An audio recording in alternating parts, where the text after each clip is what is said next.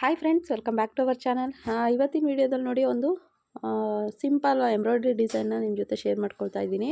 ತುಂಬ ಜನ ಕೇಳೋದೇನೆಂದರೆ, ನಾವು ಎಂಬ್ರಾಯ್ಡ್ರಿ ಮಾಡುವಂಥ ಟೈಮಲ್ಲಿ ಬಟ್ಟೆ ಒಳಗಡೆ ಎಳ್ಕೊಳ್ಳುತ್ತೆ ಅಂತ ಹೇಳಿ ಕೇಳಿದರು, ಮತ್ತು ವಾಟ್ಸಪ್ ಕೂಡ ಮಾಡಿದರು. ನೋಡಿ, ನಾನಿಲ್ಲಿ ನಾರ್ಮಲ್ ಎಮ್ಮಿಂಗ್ನೇ ಮಾಡಿದ್ದೀನಿ. ನೋಡಿ, 1/2 ಇಂಚ್ಗೆ ಒಂದು ಪಾಯಿಂಟ್ ಕಡಿಮೆ ಇರೋ ಥರ ನಾನು ಎಮ್ಮಿಂಗ್ ಪಟ್ಟಿನ ರೆಡಿ ಮಾಡ್ಕೊಂಡಿದ್ದೀನಿ. ನೋಡಿ, ನಾನು ಇವಾಗ ಗಟ್ಟಿ ಕ್ಯಾನ್ವಾಸ್ನ ತೊಗೊಂಡಿದ್ದೀನಿ. ಗಮ್ ಸೈಡು ಮೇಲ್ಗಡೆ ಬರೋ ಥರ ನೋಡಿಕೊಂಡು ಹಾಕ್ಕೊಳ್ತಾ ಇದ್ದೀನಿ.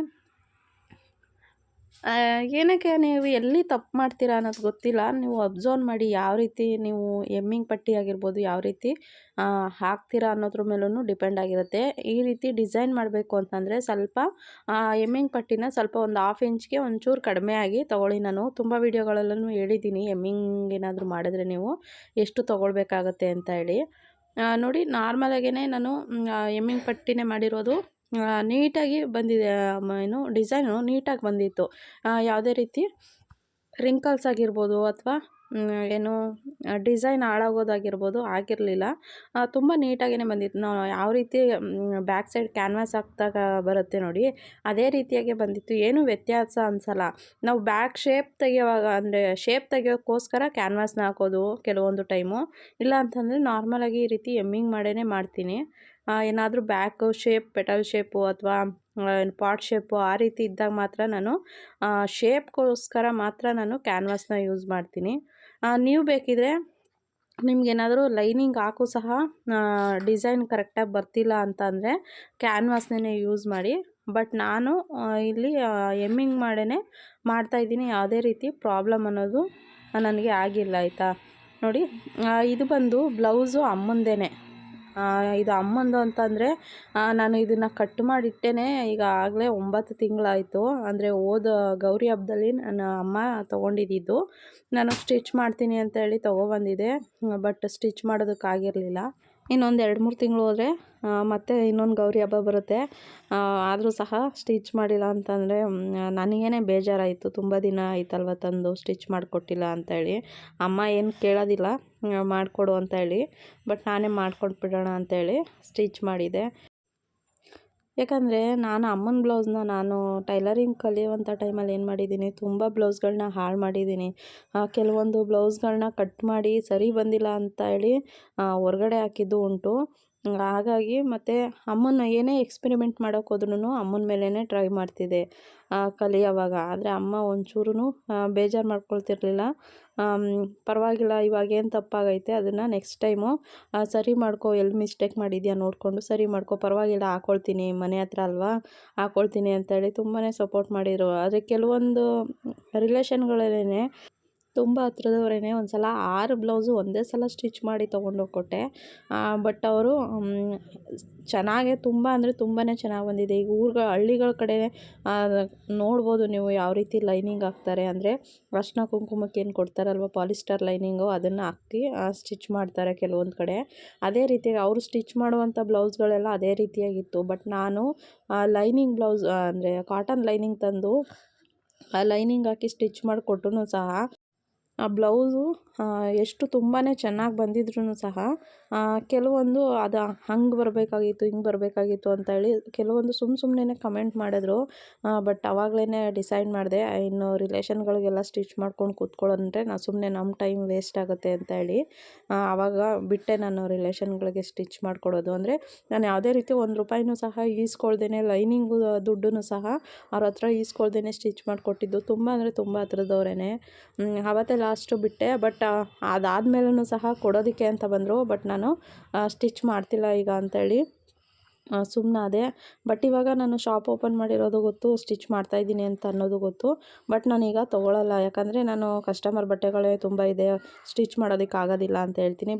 ಚೆನ್ನಾಗಿ ಹೊಲ್ದಿಲ್ಲ ಅಂತಂದಮೇಲೆ ಏನಕ್ಕೆ ಮತ್ತೆ ಕೊಡಬೇಕಲ್ವ. ಹಾಗಾಗಿ ನಾನು ತೊಗೊಳೋದಕ್ಕೆ ಹೋಗೋದಿಲ್ಲ. ಇವಾಗಲೂ ಏನಾದರೂ ಹೋದರೆ ಕೊಡ್ತಾರೆ, ಬ್ಲೌಸ್ ಪೀಸ್ಗಳಿದೆ ಸ್ಟಿಚ್ ಮಾಡ್ಕೊಂಡು ಬಾ ಅಂತೇಳಿ ಕೊಡೋದಕ್ಕೆ ಬರ್ತಾರೆ. ಬಟ್ ನಾನು ತೊಗೊಳೋದಿಲ್ಲ ಅಷ್ಟೇ. ಮತ್ತು ಕೆಲವೊಂದು ರಿಲೇಷನ್ಗಳಲ್ಲಿ ಸ್ಟಿಚ್ ಮಾಡಿಸ್ತಾರೆ ಗೊತ್ತಾ. ಮಾಡಿಸಿದ್ರು ಸಹ ಅವರು ಯಾವುದೇ ರೀತಿ, ಅಂದರೆ ಅವ್ರಿಗೆ ದುಡ್ಡು ಕೊಡೋದಕ್ಕೆ ಸ್ವಲ್ಪ ಮುಜುಗರ ಆದ್ರೂ ಸಹ ನನಗೂ ಕೇಳೋದಕ್ಕೂ ಮುಜುಗರ. ತುಂಬ ತೀರಾ ಹತ್ರದವರು. ಈಗ ನನ್ನ ಕಸಿನ್ ಸ್ಟಿಚ್ ಮಾಡಿಸಿದ್ರು ಅಷ್ಟೇ, ಅವಳು ನನಗೆ ದುಡ್ಡಂತೂ ನಾನು ಕೇಳೋದಕ್ಕೆ ಹೋಗೋದಿಲ್ಲ, ಇಷ್ಟು ಕೊಡು ಅಷ್ಟು ಕೊಡು ಅಂತ ಹೇಳಿ. ಅವಳು ಕೊಟ್ಟರೆ ಇಸ್ಕೊಳ್ತೀನಿ, ಇಲ್ಲ ಅಂತಂದರೆ ಇಲ್ಲ ಅಂತ ಅಂದ್ಬಿಟ್ಟು ಸುಮ್ಮನೆ ಇದ್ದೀನಿ. ಅವಳು ಅಷ್ಟೇ ಕೊಡಲಿಲ್ಲ ಅಂತ ಹೇಳಿ ಸುಮ್ಮನೆ ಇರೋದಿಲ್ಲ. ಬಟ್ ನಾನು ಹೋದಾಗ ಹೊಸ ಬಟ್ಟೆ ತೊಗೊಳೋದಾಗಲಿ, ಚೂಡಿದಾರು, ಡ್ರೆಸ್ಸು, ಸೀರೆಗಳು ಈ ರೀತಿ ತೊಗೊಳೋದು ಮಾಡೋದು ಮಾಡ್ತಾ ಇರ್ತಾರೆ. ಅಂದರೆ ಕೆಲವೊಂದು ರಿಲೇಷನ್ಗಳು ಅಷ್ಟೇ ಆ ರೀತಿ ಮಾಡಿದ್ರು. ಅದೇ ಲಾಸ್ಟು ನಾನು ಯಾವುದೇ ರೀತಿ ಫ್ರೀಯಾಗಿ ಯಾವುದೇ ಸಂಬಂಧಗಳಲ್ಲಿ ಈ ರೀತಿ ಏನು ವ್ಯವಹಾರಗಳನ್ನ ಇಟ್ಕೊಳ್ಬಾರ್ದು ಅಂತ ಹೇಳಿ ಡಿಸೈಡ್ ಮಾಡಿದೆ. ಬಟ್ ನಾನು ಅದನ್ನೇ ಯೋಚನೆ ಮಾಡ್ತೀನಿ ಈಗಲೂ ಸಹ. ನನ್ನ ನಮ್ಮಮ್ಮನ ಬ್ಲೌಸ್ಗಳನ್ನ ಎಷ್ಟು ಹಾಳು ಮಾಡಿದ್ದೀನಿ ಈ 12-13 ವರ್ಷದ ಹಿಂದೆ ಕಲಿಯೋವಂಥ ಟೈಮಲ್ಲಿ. ಬಟ್ ಅಮ್ಮ ಒಂದೇ ಒಂದು ಬೈಗಳು ಸಹ ನನಗೆ ಬೈದಿಲ್ಲ. ಇಷ್ಟು ನನ್ನ ಬ್ಲೌಸ್ ಹಾಳು ಮಾಡಿದೀಯಾ ಯಾಕೆ ಅಂತಲೂ ಸಹ ಅಂದಿರಲಿಲ್ಲ. ಅದನ್ನೇ ಒಂದೊಂದು ಸಲ ಯೋಚನೆ ಮಾಡ್ತೀನಿ. ಎಷ್ಟೇ ಆದರೂ ಅಮ್ಮ ಅಮ್ಮನೇ ಅಲ್ವಾ. ಹಾಗಾಗಿ ಸ್ಟಿಚ್ ಮಾಡಿ ಕೊಟ್ಬಿಡೋಣ ಅಂತ ಹೇಳಿ ಸ್ಟಿಚ್ ಮಾಡ್ತಾಯಿದ್ದೀನಿ ಅಷ್ಟೇ. ಇದು ಈ ಬನಾರಸಿ ಸಿಲ್ಕ್ ಸ್ಯಾರಿ ಏನು ಬರುತ್ತೆ ನೋಡಿ, ಅಂದರೆ ತುಂಬ ಟ್ರೆಂಡಿಂಗಲ್ಲಿತ್ತು ಸ್ಯಾರಿ.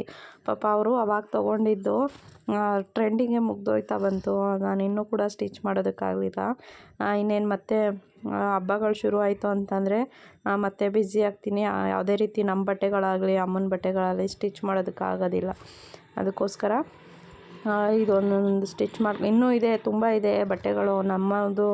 ಅಂದರೆ ನಂದು, ನನ್ನ ಮಕ್ಕಳದು, ಅಮ್ಮಂದು ಇನ್ನೂ ಒಂದು 3-4 ಅಮ್ಮಂದು ಇದೆ ಬ್ಲೌಸ್ ಪೀಸ್ಗಳು. ಬಟ್ಟು ಮಧ್ಯ ಒಂದೊಂದು ಸ್ಟಿಚ್ ಮಾಡಿಕೊಟ್ಬಿಡೋಣ ಅಂತ ಹೇಳಿ ಸ್ಟಿಚ್ ಮಾಡ್ತಾಯಿದ್ದೀನಿ ಅಷ್ಟೇ.